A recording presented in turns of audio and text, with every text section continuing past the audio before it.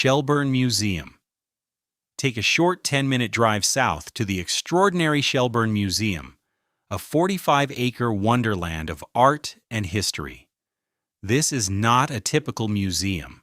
It feels like a charming village made up of 39 historic buildings, including a 220-foot steamboat, a lighthouse, a one-room schoolhouse, and a grand country home.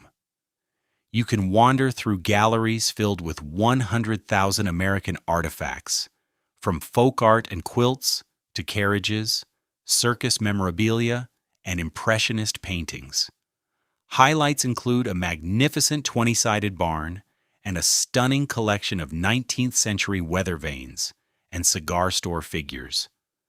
Plan to spend at least 3 hours here, as there is truly a collection of unique collections at every turn.